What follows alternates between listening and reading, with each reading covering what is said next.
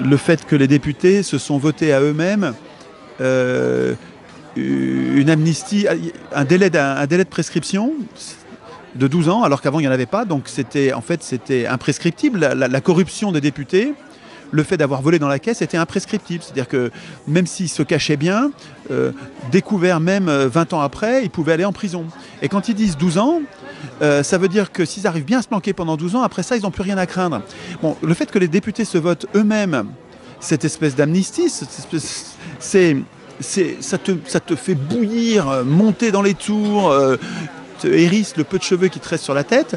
Le scandale absolu que constitue le CFA. C'est incroyable que les pays africains, il y en a une quinzaine je crois, 15 ou 18, je ne sais plus exactement, mais il y a une poignée de pays qui sont asservis littéralement quand ils ont des réserves, il faut qu'ils les déposent à la Banque de France, dans notre banque à nous.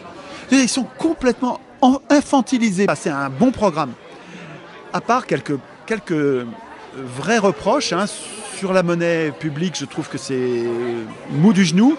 Sur le tirage au sort de l'Assemblée constituante, c'est déjà super qu'il y ait une Assemblée constituante, c'est déjà super qu'il y ait du tirage au sort, mais si peu, bon sang, ça ne changera rien. Et j'espère qu'ils vont revenir là-dessus, parce que sinon, moi je trouve ça pratiquement rédhibitoire. C'est-à-dire que ça met le système, ça met leur Assemblée constituante presque aussi nulle que les assemblées constituantes qu'on voit partout dans le monde, qui sont oligarchiques. Et les deux capables de sortir de l'Union européenne, c'est surtout Asselineau et Mélenchon.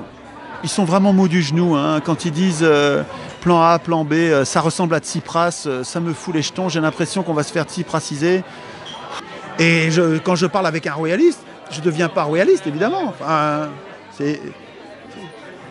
Faut-il être fragile dans ses convictions pour avoir peur de devenir la pensée de l'autre quand on parle à un autre? Donc le décodex, c'est déconnexe, c'est une couillonnade, c'est complètement déconnant, dangereux. Et considérer que le média, tu lui mets un drapeau noir, un drapeau bleu, un drapeau vert, quoi, ad vitam aeternam, tu sais ce que c'est raciste. Leur chasse actuelle là, au conspi, elle est complotiste. C'est-à-dire que quoi, il y aurait le complot des complotistes? C'est juste bullshit, quoi.